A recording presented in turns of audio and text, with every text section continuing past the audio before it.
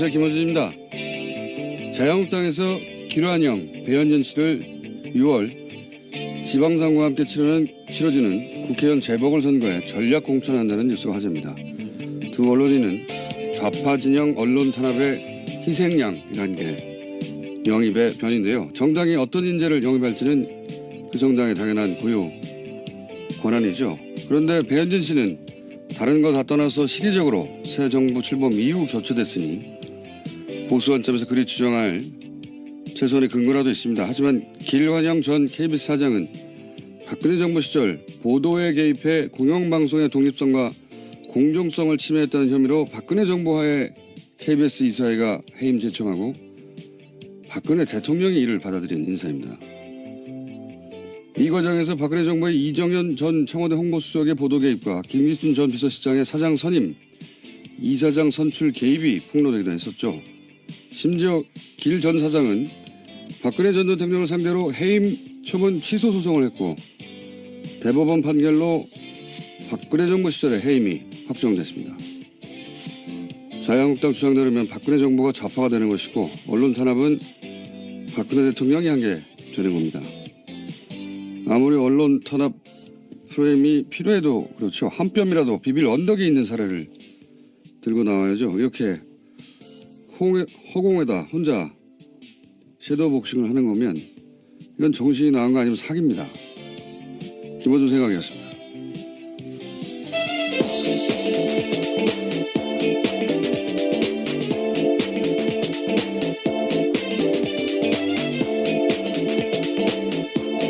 시사인의 김은지입니다. 이 사례는 너무 웃겨요. 예. 네, 세월호 보도로 굉장히 당시 문제가 됐었었는데요. 그것들이 기화가 되어서 해고가 되기까지 했었습니다. 그러니까요. 그래서 그 김환영 전 사장은 박근혜 대통령을 상대로 소송을 했어요. 예. 그리고 박근혜 대통령 시절에 해임이 확정이 되고 맞는 사례를 좀 들고 나왔으면 좋겠습니다. 비슷한 사례라도. 첫 번째 뉴스는 뭡니까? 네, 정의용 청와대 국가안보실장과 서훈 국가정보원장이 2박 4일 동안 방미 일정 시작했습니다. 대북 특사 다녔던 두 사람은 오늘 첫 일정으로요. 허버트 맥메스터 백악관 국가안보회의 보좌관 만납니다.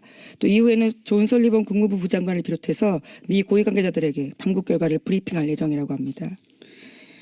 여기서 이제 어떤 결론이 나냐에 따라서 급속도로 진행될 수도 있고 또 제동이 걸릴 수도 있겠죠. 그리고 이제 이런 뉴스들 중에 이제 이런 뉴스도 나와요. 미국 측에서 나온 얘기입니다. 미국 측에서, 문 대통령과 매우 긴밀하게 의사소통을 한다. 지속적으로 알려주고 있다. 문재인 대통령의 경우 이제 이전에 2번의 정상회담, 그리고 그 중에 한 번은 아예 본인이 사실은 깊숙이 개입을 직접 목격했던 사건이고요. 그래서 뭘 조심해야 되는지, 같은 우를 범하지 않기 위해서는 뭘 해야 되는지 굉장히 고민이 많을 거예요. 예. 이게 실패할 가능성을 최소화하기 위해서 미국에 지속적으로 모든 정보를 단계별로 공개하려고 하겠죠. 네, 렉스 틸러슨 미국 국무장관이 밝힌 바입니다. 틸러슨 장관은 현재 아프리카 순방 중이어서 만나지 못하고 있는데요. 이와 관련해서 긍정적인 이야기들을 했습니다. 북한이 미국과의 비핵화 대화 의지를 표명한 것과 관련해서는요. 기자들에게 긍정적 신호로 평가한다라고 이야기하고 또 트럼프 대통령이 언급한 대로 남북 간 대화를 통해서 잠재적으로 긍정적인 신호들이 북한에서 오고 있다라고 평가했습니다. 이게 둘만 만나도 이게 어려운 법인데 완전히 다른 셋이 만나서 지금 합의를 이끌어내야 되니까 한 발만 삐끗하면 다시 원점이거든요. 원점이 아니라 더 나쁜 거죠. 이제 이렇게 좋아질 듯 하다가 나빠지는 거니까. 예. 네, 거기서 문재인 대통령이 역할을 많이 하고 있다고 이야기를 직접 한 겁니다. 살얼음을 걷는 기분일 겁니다. 지금 이 사안들을 진행하고 있는 사람들은. 자, 그런 일이 벌어지고 있고요. 다음 뉴스는요. 네, 또 이번 봄 한미연합훈련에 미군의 항공모함이 참여하지 않을 것으로 알려졌다라고요. 오늘 아침 한겨레 신문이 보도했습니다. 군 소식통을 인용한 건데요. 한미연합훈련에는 미 항공모함이 참여하고는 했는데 이번 키리졸브 연습, 독수리 훈련 때는 오지 않는 것으로 결정됐다라고 말했습니다. 그렇군요. 네, 이례적인 상황이라고 그렇죠. 합니다. 미국에서도 이 시점에 굳이 긴장을 더 강화하는 걸 원하지 않겠죠. 예. 네, 다만 이 소식통에 따르면요, 미군은 전략자산의 훈련 참여 여부는 오래전에 결정된 거라서 이번에 최근 정적 이유는 아니다라고 밝히고 있다고는 합니다. 미국도 자존심이 있죠. 이렇게 말해야죠. 원래 예전부터 결정됐던 거라고. 어쨌든 이 시점에서 긴장을 미국 입장에서도 강화할 이유가 없기 때문에 훈련을 하되 항공모함은 참여하지 않는다. 뭐 이 정도 뉴스가 나오고요. 자, 다음 뉴스는요. 네, 관련된 소식 하나만 더 전해드리면요. 대북 특사단의 1박 2일 방북 뒷이야기도 나왔습니다. 4월 말 정상회담 성사 등 정부가 특사단 방북 후에 발표한 6개 항목에 대해서요. 문재인 대통령 제안을 김정은 북한 노동당 위원장이 수용하는 방식으로 정해졌다라고 합니다. 청와대 핵심 관계자에 따르면 지난 6일 김정은 위원장이 특사단과 접견하는 데서 얼마 지나지 않아서 시작한 말인데요. 어려움을 잘 알고 있다, 이해한다라는 이야기를 먼저 꺼냈다라고 합니다. 김여정 부장 왔을 때 그때 전달이 된 거라고 하고 그러니까 미리 간 거죠. 예, 미리 간 것에 대해서 이제 어떤 반응을 보일지 모르니까 정의용 안보실장이 어떤 말을 하느냐에 따라서 이제 시나리오를 가지고 갔다는 거 아닙니까? 다양한 준비를 했을 텐데요. 예. 마인드맵을 그렸겠죠. 이럴 경우 저렇게, 이럴 경우 저렇게. 근데 그냥 먼저 얘기를 꺼내서 다 수용해 버렸다는 거니까. 한편으로는 김정은 체제가 불안정할 것이다. 나이가 너무 어리기 때문에 그런 뉴스가 참 오랫동안 있었거든요. 근데 북한 체제를 완전히 장악한 걸로 보입니다. 그냥. 네, 시작부터 일사천리로 진행됐다라고 합니다. 자, 다음 뉴스는요. 네, 이명박 전 대통령 관련된 소식입니다. 2007년 대선을 전후해서 이명박 전 대통령 최측근 5명이 모임을 만들어서 불법 정치자금을 받았다라고요. 어제 저녁 KBS가 보도했습니다. 당선 축하금을 미리 받을 목적으로 만들어진 모임이라는 게 검찰의 판단인데요. 여기 멤버로는 송정호 전 법무부 장관, 최시중 전 방송통신위원장, 천신일 세종나무 회장이 있고요. 또 이상득 전 의원과 김백준 전 기획관이 전담이었습니다. 5인 수금단이죠. 수금단. 이게 너무 웃기지 않습니까? 이게 당선이 되지 않았는데 매우 준비됐어요. 보니까 역시 네, 당선 수금단. 3주 전부터 예, 이렇게 수금단. 움직였다는데요. 동문 2명이네요. 동문. 네, 동문이 있습니다. 송정호 전 장관하고 천신일 회장은 동문이고 한 사람은 집사고 한 사람은 형이고 한 사람은 멘토라고 불리던 분이 최시중. 예, 방통위원장.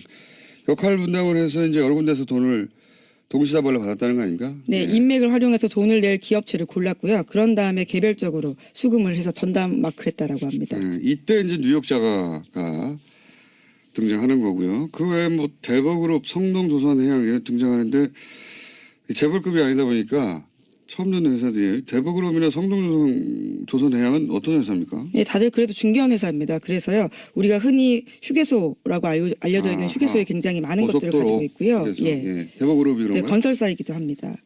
성동조선해양도 분야에서 중요한 그렇죠. 회사군요. 예.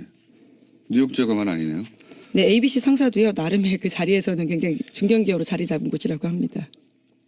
이게 무시하는 게 아니라 이게 돈을 미리 준비해서 받을 정도의 규모는 아니지 않습니까? 네, 그래서 2억 원 건넸다라고 현재까지 나와 있는데요. 저는 이 중기업 혹은 뉴욕 제가를 운영하던 이런 정도의 규모에도 사전에 돈을 받았는데 이 뉴스를 보면 재벌들은 어떻겠는가. 예. 당연히 생각하지 않을 수가 없죠. 예. 돈을 그들이 비교할 수 없을 정도 많은데요. 네, 현재 문건이 나온 게 이 정도이거든요. 그렇기 때문에 그 이상도 분명히 있을 거라고 추정이 가능합니다. 그렇겠죠. 예. 자, 다음 뉴스는요? 네, 이명박 전 대통령의 검찰 소환 조사가 이제 일주일도 채 남지 않았습니다. 앞서서 굉장히 불러야 될 사람이 있는데요. 박영준 전 지식경제부 차관입니다. 그런데 현재 검찰 소환에 불응하고 있다라고요. 어제 저녁 MBC가 보도했습니다. 검찰에서 오는 휴대전화 연락 모두 거부하고 있다라고 하는데요. 현재 검찰은 박 전 차관의 소재를 파악하는 데 주력하고 있다라고 합니다. 굉장히 중요한 인물이죠. 예. 포스코를 비롯해서 자원해결을 비롯해서 굉장히 중요한 인물이고, 근데 이 박영준 전 차관이 오지 않더라도 혐의 입증은 가능하다고 이제 검찰은 판단하고 있는 것 같고. 네, 자신하고는 있지만요. 대선 당시에 아까 말씀드렸던 그 5인 네트워크에서 이상득 전 의원이 모금한 돈을 사용하는 데 관여했다는 의혹을 받고 있습니다. 이상득 전 의원 비서관 출신이니까요. 자, 다음 순요. 네, 이명박 전 대통령이 다스에서 만든 비자금 중에서 수십억 원을 2007년 대선에 사용했다라고요. 오늘 아침 한국일보가 보도했습니다. 검찰은 다스가 1990년대 중반부터 조직적으로 조성한 비자금 300억 원 중에서요. 10억 원을 MB 캠프에 유입된 사실을 포착했다라고 합니다. 이것은 모두 이명박 전 대통령 지시였다라고 하는데요. 최근에 이와 관련해서 검찰은 김희중 전 청와대 제1부속실장을 비공개 소환했다라고 합니다. 그렇겠죠. 예, 이것도 뭐 예상 가능한 뉴스입니다. 이제 소환이 얼마 남지 않았기 때문에 좀 더 구체적인 뉴스가 점점 더 많이 나오겠죠. 예, 지금은 이제 대선 당시에 소위 이제 당선 축하금 혹은 비자금 대선 관련해서 뒷돈, 그 뒷돈들을 뉴스가 지금 나오는 중인 겁니다. 자, 다음 뉴스는요. 네, 대검찰청 차장검사를 지냈던 정동기 변호사가 이명박 전 대통령의 변호인단에 참여하는 것이 변호사법 위반이라는 주장이 있습니다. 이에 대해서 대한변호사협회가 유권 해석에 돌입했는데요. 정 변호사는요, 대검 차장이었던 시절에 2007년 당시 대선 후보자 신분이었던 이명박 전 대통령의 BBK 도곡동 땅 의혹 사건에 대해서 무혐의 결론을 지휘한 바가 있습니다. 아, 이게 정말 웃긴 뉴스입니다, 이게. 예. BBK 2007년 때 수사를 한 게 아니라 지휘했다라는 변호를 했다라고 볼 수 있는 겁니다. 방어를 했다. 당신은 검찰에서 이명박 후보를 수사했던 사람이거든요. 직접 수사를 했던 건 아니고 지휘를 했던 사람이긴 합니다. 그렇게 다 아는 거죠, 당연히.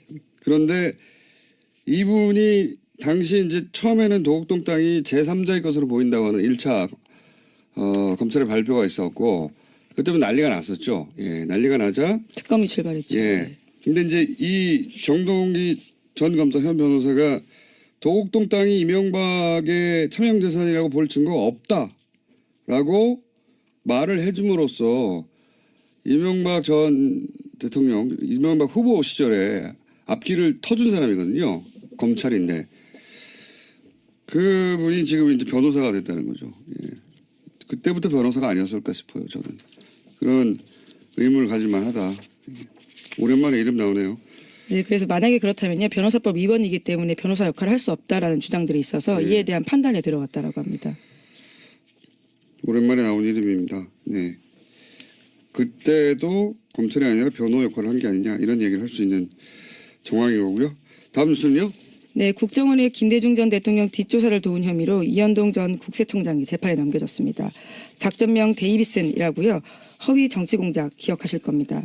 공소장에는 이전 청장의 혐의가 자세하게 나와 있는데 구체적으로 말씀을 드리면 국정원은 허위 정보를 돈을 주고 샀는가 하면 국정원 간부가 국세청장에게 찾아가서 뒷조사 상황을 브리핑하기까지 했다라고 합니다. 이 뉴스가 거꾸로 이런 역할을 하기도 하네요. 이제 당시에 그 소위 정적을 제거하기 위해서 어디까지 했냐 라는 뉴스이기도 하지만 동시에 그렇게 해서 DJ 비자금 정말 오랫동안 흘러다니던 루머거든요. 예. 그리고 이제 미국의 그 김대중 전 대통령의 자녀들이 비밀 계좌가 있다라는 비밀 비자금을 뭐 무슨 건물을 샀다는 이런 얘기 저도 오랫동안 들어왔거든요. 그런 루머에 대해서 확인하기 위해서 돌아다녔다라는 건데요. 다 확인하지 못했다라고 합니다. 헛소문으로 결론을 내렸다는 게 결론이네요. 예. 국세청과 국정원이 나섰는데 그렇다고 합니다. 자, 다음 뉴스는요. 네, 심지어 국정원 대북공작 국장이요 국세청장실에서 도표까지 그려가면서 작전 상황을 브리핑하기도 했다라고 합니다. 그러니까요. 이게 이제 가장 강력한 사정기관들이 이걸 잡아내서 김대중 전 대통령을 모욕하고 사실은 기회로 삼아서 뭔가 끝장을 내고 싶어 했던 거죠. 근데 안 나왔던 거죠. 예. 그런 사건입니다. 자, 시간이 별로 없어서 한두 개 정도 짚고 넘어갈게요. 예. 네, 안희정 전 충남도지사의 기자회견이 어제 오후 3시에 예정돼 있었는데요. 기자회견 2시간 앞두고 갑자기 취소했습니다. 그러면서 자신을 빨리 검찰 소환해달라고 주장했습니다. 이건 이제 정치인으로서 정치적 입장 발표가 무의미하다라는 판단을 한 것 같고, 예, 사실은 그게 무의미하죠. 자연인으로 법률 대응만 남았다, 뭐 이렇게 판단한 것 같아요. 예. 그런 국면입니다. 안 지사는 그런 국면이고, 그 얘기 나오니까 이런 생각이 듭니다. 원래 바로 민의로 넘어가야 되는데, 요즘 대한민국에 사는 모든 남성이 아주 복잡한 생각을 하고 있거든요. 여성들도 그렇겠지만. 그중 몇 가지만 얘기하면은 이게 남성이 태생적 기득권인 측면이 있단 말이죠. 근데 그게 남자들은 스스로 이 점을 깨닫기 되게 어려워요. 왜냐면은, 남성 중심 사회에서 자기가 노력하지 않고 선천적으로 받은 거기 때문에 인식할 기회조차가 없거든요. 물론 저도 남자이기 때문에 당연히 포함해서 그런 생각을 하는 계기가 되지 않았을까, 뭐 그런 생각도 들고, 저는 그러니까 태어나면서부터 거꾸로 얘기하면 사회 구조적인 약자였단 말이죠. 여성들이 그동안 사회 구조적으로 느꼈을 공포를 남자들이 유사 체험하는 기회다. 많이 그래서, 느끼고 계시는 건가요? 아니 그거는 누구를 막론할 게 없어요. 남자들은 이 사안이 사회적으로 미치는 영향이 엄청나기 때문에 저는 이제 여자가 아니기 때문에 느낄 수 없는 한계가 있잖아요. 당연히. 물론 뭐 거꾸로 여자도 남자가 아니기 때문에 남자가 어떻게 느끼는지 모를 테지만 이제 그 현상들을 보면서 저뿐만 아니라 남자라면 뉴스가 어마어마한 뉴스 아닙니까? 계속해서. 그게 이게 유사 체험하는 거구나. 그러니까 인류 역사에서 굉장히 근본적이고 가장 오래된 선천적으로 불균형했던 젠더 문제가 이런 식으로 균형을 잡아가는 매우 드문 기회다. 뭐 그런 생각도 하고요. 이런 생각을 할 기회 자체가 남자들한테 없거든요. 기본적으로. 왜냐하면 주어진 거였기 때문에 그런 생각할 기회 자체가 없는 거예요. 미투가 가져온 성과가 있다면 평소 그렇게 생각할 필요가 없는 부분을 생각하게 하는 거죠. 예. 그 외에 다른 얘기를 하면 또 논란이 되기 때문에 저는 일단 여기까지만 얘기하고, 그런 얘기를 할 때가 되지 않았냐. 그러니까 이게 미투가 가져온 폭로, 가해자에 대해 집중하고 또 피해자가 보호받고 이것도 중요한데 좀 근본적인 얘기도 좀 나왔으면 좋겠어요. 예. 물론 이 과정에서 남자들도 억울한 면이 있다고 말하고 싶은 욕망을 느껴요. 네. 그래도 예.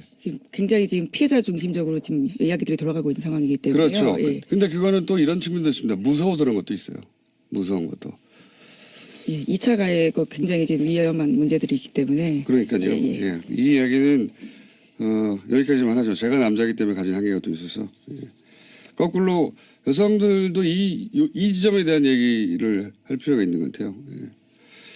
제가 가진 한계는 여기까지니까 여기까지만 얘기하고 다음에 또 따로 시간 한번 만들어가지고 그런 종류의 얘기를 해야 될 때가 아닌가. 자, 그렇고 오늘 저희가 미니를 하나 준비했습니다. 갑자기 튀어나온 뉴스죠. 예, 제목만 읽어주십시오. 네. 지난 2016년 탄핵 촛불 집회 당시에요. 군 당국이 시위대가 청와대로 진입할 경우를 대비해서 군 병력을 투입하는 계엄령이나 위수령까지 검토했다는 주장이 나왔습니다. 자, 저희가 관련해서 이 문제 제기를 한 군 인권센터의 김영남 상담지원팀장 모셨습니다. 안녕하십니까? 네, 안녕하세요. 이게 이제 탄핵 정국 당시에 군에서 촛불 무력 진압을 하진 않았지만 모의했다, 뭐 이런 눈보는 그때 있었죠. 예. 근데 이제 1년이 지나서 이제 이런 의혹이 군 인권센터에서 제기됐는데 근거가 뭡니까? 국방부가 당시 이제 위수령 폐지를 막기 위한 시도를 했었고, 또 현재 육군참모차장인 구홍모 중장이 당시 이제 수도방위 사령관 시절에 이 무력 진압을 검토하는 회의를 주재했었다라는 제보를 복수로 좀 제보를 받았고, 저희가 이거를 좀 오랜 시간 동안 크로스 체킹을 해서 이 사실을 좀 사실이라고 확인했습니다. 그 어떤 방식으로 크로스가 된 거죠?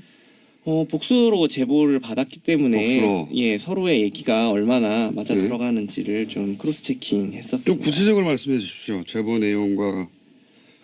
당시에 네. 이제 구홍모 중장 지금 육군 참모차장인 네. 이 수방사령관이 실제 회의를 주재를 했었다고 회의를 하고요. 주재했는데 이 탄핵 기각이 될 경우에 네. 소요가 발생할 수 있기 때문에 병력을 투입시킬 계획에 대해서 준비하는 이 회의를 주재했었다고 하고 실제 국방부 내에는 당시에 탄핵이 기각될 가능성이 높다라는 좀 그런 분위기가 굉장히 만연해 있었다고 합니다.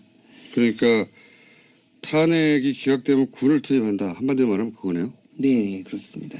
그런데 그거보다 더 나아가서 탄핵이 기각되기 전에 군을 투입한다. 이런 얘기가 제보가 된 건 아니죠. 네, 그 부분은 네. 이제 어제 그 MBC에서 또 보도가 된 부분이 있는데요. 예.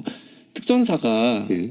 이제 대기를 하고 있다가 청와대로 시위대가 진입하면 병력이 투입되는 것에 대해서 또 검토가 있었다라는 또 이야기가 추가로 어제 나왔습니다. 추가로 나온 얘기는 청와대 앞쪽까지 가면 예. 청와대로 진입을 하게 되면 그 앞에 이제 마지막 경찰 라인이 뚫리면 군이 예. 나간다. 특전사가 투입되는 것에 대해서 이야기가 됐었다라는 또 제보가 이게 굉장히 있었다고 루머가 아닌 거네요. 당시 그런 루머가 있었고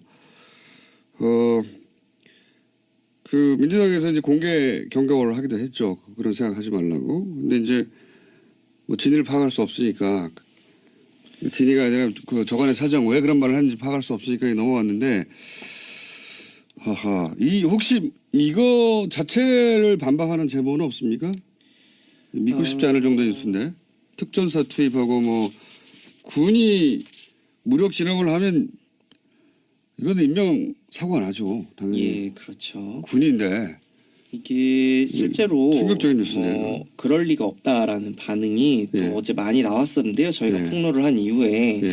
그 이후에 또 어제 기자회견을 진행하고 저희가 추가로 또 제보가 된 내용이 예. 이 당시에 구홍모 중장이 구체적으로 회의 예. 당시에 했던 멘트나 이런 것들 그리고 또 지시의 대상 이런 것들이 어제 좀 제보가 됐습니다. 구체적이네요. 예, 구체적인 부분인데요. 구홍모 중장이 당시에 수방사 참모들에게 이 탄핵이 기각이 되면 네. 촛불을 진압해야 되니 병력 투입 준비를 검토를 해라라는 지시를 했고요.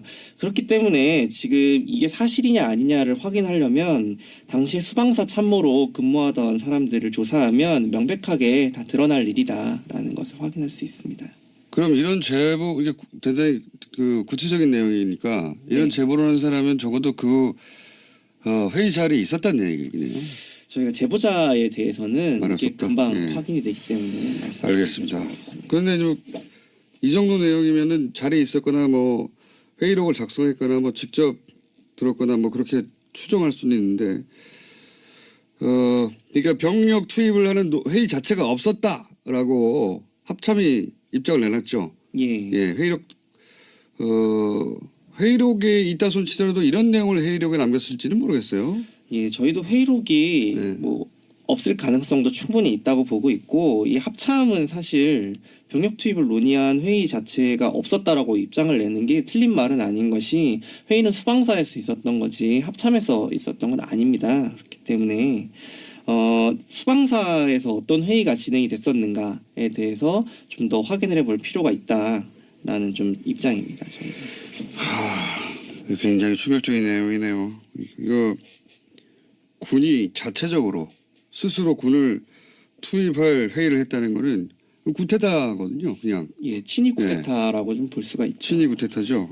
이건 군이 왜 이런 고민을 합니까? 당시 대통령 대행도 있고 예. 대통령만 직무를 수행하지 못했을 뿐이지 시스템으로 돌아가고 있는데 왜 군이 이걸 나섭니까? 실제로 어제 뭐 나온 얘기 중에 청와대 진입 시 특전사 투입 검토도 있었다고 하고 수방사에서 이런 회의를 했다고 하는데 이 수방사하고 특전사하고 또 기무사는 이 쿠데타 방지 임무를 실제로 가지고 있는 부대들입니다. 근데 이 쿠데타 방지에 관련돼서는 청와대 경호실이 또 원래는 관리를 하게 돼 있는데요. 그렇다면 이 회의에 수방사에서 열린 회의에 연관이 돼 있는 사람은 어디까지인가, 또 보고는 어디까지 됐는가도 차후에 충분히 밝혀내야 될 부분이라고 좀 보고 있습니다. 이 위수령 얘기가 나오는 건 왜 그렇습니까? 위수령 관련해 가지고. 현재 이 탄핵 소추안이 그때 가결이 된 이후에 예. 이철희 의원실에서 예. 당시에 그 계엄령이나 이런 논의들도 예. 많이 그 경고가 되고 했던 뭐 상황이 계엄령 얘기도 막 나왔죠. 예. 근데 위수령 얘기가 왜 나오죠? 위수령을 폐지하는 것에 대해서 국방부에 질의를 합니다. 2차례. 예. 그거에 대해서 이 위수령은 주무부서가 합참이기 때문에 합참에서 국방부로 보고를 하게 돼 있거든요. 질의 회신을 하려고. 예. 그때 위수령을 폐지하는 방향으로 검토를 해야 된다라고 보고를 했더니 국방부에서 당시 한민구 전 장관이 위수령 조치로 다시 검토를 해라라고 2번 내려보내는 일이 생깁니다. 요거는 아마 문건으로 내부에 확인을 할 수 있을 거라고 보는데. 그러니까 이 위수령을 근거로 해서 병력을 동원할 수 있기 때문에. 예, 그렇죠. 예. 계엄령 같은 경우는 위수령과 다르게 국회 동의가 필요하거든요. 네. 국회에서 해제할 수도 있는 거고. 네. 근데 위수령은 대통령령이기 때문에 대통령이 이 병력 동원에 대해서 인가하면 그 국회에 굳이 뭐 동의나 해제 절차나 이런 것들이 없어서 통제가 불가능한 영역입니다. 그렇기 때문에 이 위수령은 이전에 박정희 정부에서도 그 독재 정권 정권 연장을 위한 이런 수단으로 되게 악용이 되었던 부분이거든요. 그렇겠죠. 예. 네. 당연히 그러니까 그 대통령이 국회 동의 없이 병력을 동원할 수 있는 법적 근거가 위수령이기 때문에 네. 위수령을 근거로 해서 군이 투입될 수 있다. 예, 그렇죠. 예, 그런 상황이었던 것 같고요. 그리고 이 이야기를 당시 수방사령관이 회의를 주재해서 논의를 하고 있었다. 수방사령관이 실제로 이런 내용들에 근거해서 무력 진압이나 또는 병력 투입에 대해서 얘기한 것인데 이거에 대한 근거가 될 수 있는 건 위수령밖에 당시 없었고 그렇기 때문에 이 두 위수령 폐지를 반대하는 것과 국방부가 관련 있는 거 수방사에서 아니냐. 회의를 주재한 것에 연관성이 있을 수밖에 없다라고 좀 보고 있습니다. 이 두 갈래로 그 앞으로 조사를 해야 되겠네요. 하나는 이 위수령을 근거로 누군가가 군을 동원하라고 수방사령관에게 지시하였거나, 그죠? 혹은 그게 아니라면 수방사령관이 당시 수방사령관 구홍모 중장이 자체적으로 이런 판단을 하였거나 둘 중에 하나밖에 없잖아요. 네. 그러니까 둘 다 엄청난 일인데 이게 근데 조사만 가지고 밝혀지겠습니까? 이 당사자들이 지금 현역 아닌가요? 당사자들 중에 이제 구홍모 중장 같은 경우는 지금 현직 육군 참모차장입니다. 나머지 관련된 분들은 현직 군인은 아닌데요. 지금 현재 이름이 오르내리고 있는 분들은 그렇기 때문에 저희는 사실 이거는 내란 음모나 내란 예비에 해당할 수 있는 굉장히 그렇죠. 중대한 문제라서 감사관실에서 뭐 조사를 하는 것도 조사지만 국방부 수사로 감사관 지금 가지고 되나요 이게? 넘어가야 보고 있습니다. 수사가 국방부. 필요한 부분이라고 그렇죠. 생각을 합니다. 국방부가 자체 감사해가지고 이게 아니라고 그러면 뭘 더 합니까? 야 지금 추가적인 제보가 계속 들어오고 있습니까? 어제 또 추가적인 제보가 있어서 네. 구홍모 중장 발언이나 이런 것들이 확인이 된 건데요. 계속해서 구체적인 제보 내용이 들어온다면 그 네. 부분에 대해서 또 저희가 확인을 하고 네. 뭐 발표하는 뭐 그러한 일도 있을 수 있다라고 생각을 합니다. 아 이건 대부분의 일반인들에게 굉장히 충격적입니다. 예. 군을 투입해가지고 당연히 광주가 생각날 수밖에 없고 아니면 과거 박정희 전 대통령 또는 뭐 전두환 다 생각날 수밖에 없는 거거든요. 자 여기까지 왔습니다. 예, 이게 더 구체적인 내용이 나와야 더 다룰 수가 있기 때문에 오늘 여기까지 하고요. 계속 지켜봐야 될 뉴스네요. 예, 오늘 말씀 감사합니다. 군인권센터 김영남 팀장이었습니다. 감사합니다. 예, 감사합니다. 제가 인사를 못해가지고 시사인의 김원지 기자 옆에 계속 앉아 있었습니다. 수고하셨습니다. 예, 감사합니다. 입장에서도 강화할 이유가 없기 때문에 훈련을 하되 항공모함은 참여하지 않는다. 뭐 이 정도 뉴스가 나오고요. 자 다음 뉴스는요. 네, 관련된 소식 하나만 더 전해드리면요. 대북 특사단의 1박 2일 방북 뒷이야기도 나왔습니다. 4월 말 정상회담, 성사 등 정부가 특사단 방북 후에 발표한 6개 항목에 대해서요. 문재인 대통령 제안을 김정은 북한 노동당 위원장이 수용하는 방식으로 정해졌다라고 합니다. 청와대 핵심 관계자에 따르면 지난 6일 김정은 위원장이 특사단과 접견하는 데서 얼마 지나지 않아서 시작한 말인데요. 어려움을 잘 알고 있다, 이해한다라는 이야기를 먼저 꺼냈다라고 합니다. 김여정 부장을 갔을 때, 그때 전달이 된 거라고 하고, 그러니까 미리 간 거죠. 예, 미리 간 것에 대해서 이제 어떤 반응을 보일지 모르니까 정의용 안보실장이 어떤 말을 하느냐에 따라서 이제, 시나리오를 가지고 갔다는 거 아닙니까? 다양한 준비를 했을 텐데요. 예. 마인드맵을 그렸겠죠. 이럴 경우 저렇게, 이럴 경우 저렇게. 근데 그냥, 먼저 얘기를 꺼내서 다 수용해버렸다는 거니까, 한편으로는 김정은 체제가 불안정할 것이다. 나이가 너무 어리기 때문에 그런 뉴스가 참 오랫동안 있었거든요. 근데 북한 체제를 완전히 장악한 걸로 보입니다. 그냥. 네, 시작부터 일사천리로 진행됐다라고 합니다. 자, 다음 수는요. 네, 이명박 전 대통령 관련된 소식입니다. 2007년 대선을 전후해서 이명박 전 대통령 최측근 5명이 모임을 만들어서 불법 정치자금을 받았다라고요. 어제 저녁 KBS가 보도했습니다. 당선 축하금을 미리 받을 목적으로 만들어진 모임이라는 게 검찰의 판단인데요. 여기 멤버로는 송정호 전 법무부 장관, 최시중 전 방송통신위원장, 천신일 세종나무 회장이 있고요. 또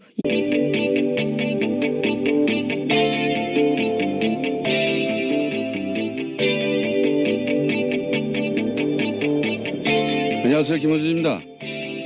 자유한국당에서 김환영, 배현진 씨를 6월 지방선거와 함께 치러지는 국회의원 재보궐선거에 전략 공천한다는 뉴스가 화제입니다.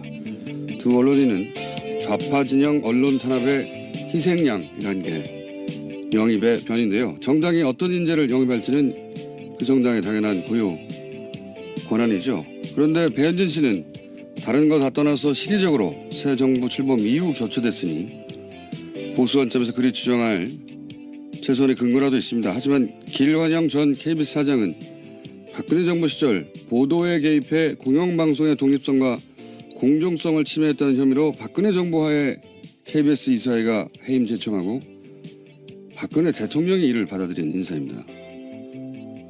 이 과정에서 박근혜 정부의 이정현 전 청와대 홍보수석의 보도 개입과 김기춘 전 비서실장의 사장 선임, 이사장 선출 개입이 폭로되기도 했었죠. 심지어 길 전 사장은 박근혜 전 대통령을 상대로 해임 처분 취소 소송을 했고 대법원 판결로 박근혜 정부 시절에 해임이 확정됐습니다. 자유한국당 주장대로면 박근혜 정부가 좌파가 되는 것이고 언론 탄압은 박근혜 대통령이 한 게 되는 겁니다.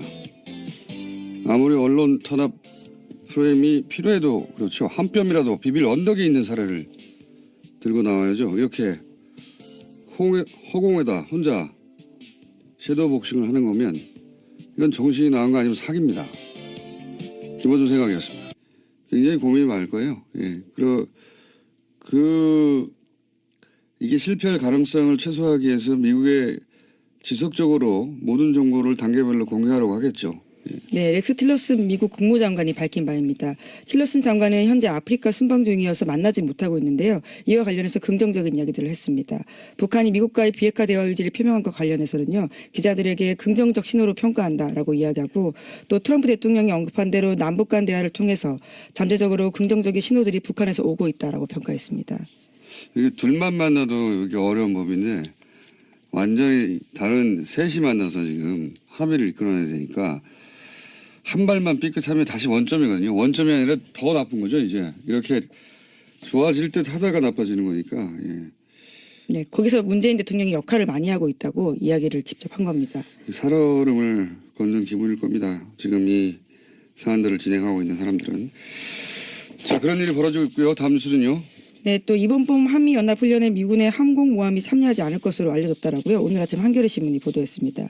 군 소식통을 인용한 건데요. 한미연합훈련에는 미 항공모함이 참여하곤 했는데 이번 키리졸브 연습, 독수리 훈련 때는 오지 않는 것으로 결정됐다라고 말했습니다. 그렇군요. 네, 이례적인 상황이라고 그렇죠. 합니다. 미국에서도 이 시점에 굳이 긴장을 더 강화하는 걸 원하지 않겠죠. 예. 네, 다만 이 소식통에 따르면요, 미군은 전략자산의 훈련 참여 여부는 오래전에 결정된 거라서 이번에 최근 정적 이유는 아니다라고 밝히고 있다고는 합니다. 미국도 자존심이 있죠. 이렇게 말해야죠. 원래 예전부터 결정됐던 거라고. 어쨌든 이 시점에서 긴장을 미국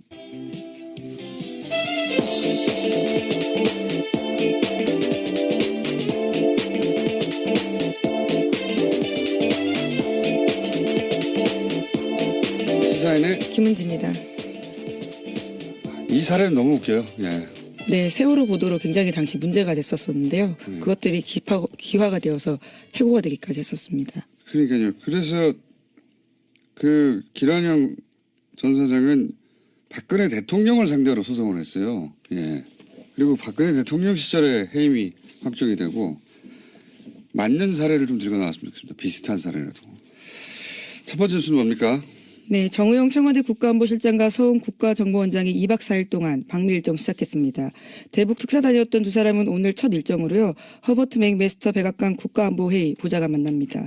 또 이후에는 존 설리번 국무부 부장관을 비롯해서 미 고위 관계자들에게 방북 결과를 브리핑할 예정이라고 합니다.